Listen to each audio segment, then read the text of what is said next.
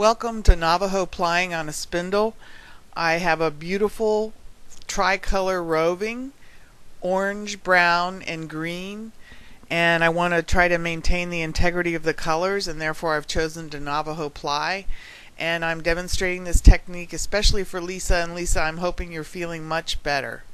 So I wanted to show you that I put a great deal of twist in my singles. That's important in when we go to ply, because the energy in the singles actually starts the plying process on its own. So now I'm going to finish spinning this and then we'll do the ply. Okay, I have now completed the spinning and I have a full spindle here, and I'm going to begin wrapping my Andean plying bracelet. There are two different ways to do this, and you can find them both if you do a search on Andean plying on the web. You'll find two ways of wrapping, and this is the way that I prefer. I wrap several wraps around the base of my index finger and secure it fairly well, because toward the end of the plying it can become unwrapped and interfere with your plying. It happens, but anyway, deal with it. So I wrap it around my index finger, and then I take it back around the back of my hand. I go up around my middle finger, back down the same side around the back of my hand, up around my middle finger, back down the same side around the back of my hand, up around my middle finger, back down around the back of my hand. So this is how it looks on my hand at this point. And I start wrapping, and this can become fairly rapid once you get the hang of this. So I'm going to complete wrapping this entire spindle on my hand. Okay, I now have the entire spindle on my hand. See it on both sides. And now I'm going to begin Navajo plying. And I do that by winding off of my hand. I do not release the bracelet and make it into a bracelet. I leave it on my hand, and I create a loop with the end, and as you know, it's fairly high twist, so this gets a little tricky. It'll twist back on itself, but I pull a loop over so that I have a loop like this, and I hang the spindle on the loop. So the spindle is just hanging on the loop, and I've got a loop here, and I'm going to ply off of this off of my hand. So the first thing I do is grab the end and pull it through and create another loop, and you can see that the spindle is already plying. It's already going back on itself.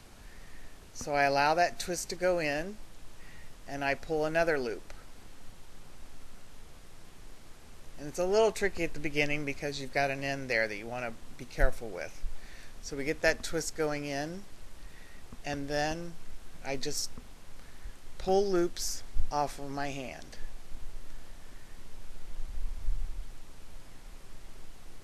And then I dock the loop, and we've got the ends right there, and I'm just gonna flatten that down, and it's still plying. So, and you can get a very nice balanced ply naturally by using this technique. So then I'm going to take that off the spindle and the spindle hook and wrap it onto my spindle so that I can start creating my plied cop. So let's see, I can wrap a little more on there. And the spindle is already spinning. The twist is already going into my yarn, and I haven't even had to turn the spindle. But I can add a little twist, and there you see, I hope. So I'm going from, you can see that the color is going from green, there's a little blend of brown, and now I'm going into brown. But I'm maintaining the integrity of each color. So then I just continue in that way, untwisting off of my hand. I dock the loop on the hand with the bracelet. The spindle is already plying itself from the energy in the singles. And I'm going to add a little twist to that and wind it on.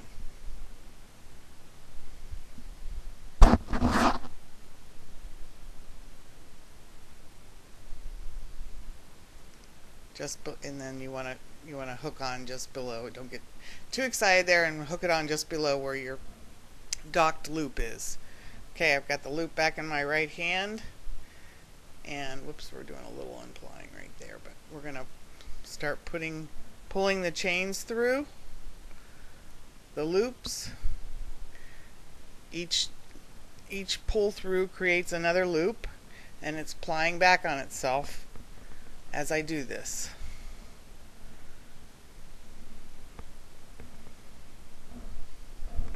Dock it back on the hand, give it a little extra twist,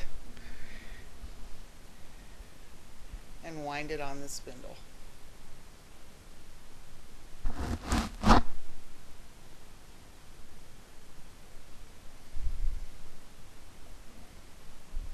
Undock the loop, have it in the opposite hand, pull the loops through, unwinding off of the hand with the singles. It's plying itself. I give it a little extra twist.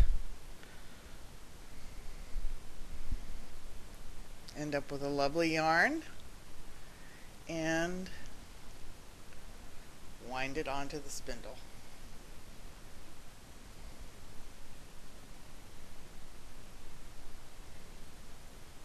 You don't usually hold the spindle up in front of yourself like that, but I'm just trying to make it so that you can see what I'm doing here. This is a very low-tech operation I've got going, but since it's a low-tech craft that we're learning, I think it's appropriate.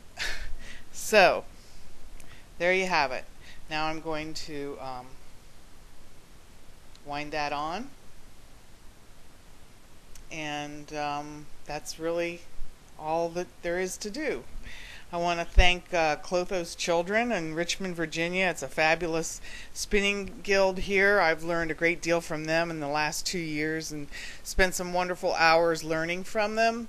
And I also want to thank my roots, the Central Ohio Weavers Guild, where I learned to do most of what I know how to do now. I learned a few things this last couple of years too, and I really appreciate guilds are really a wonderful asset in the spinning world, and I'm very grateful to them. So spin on.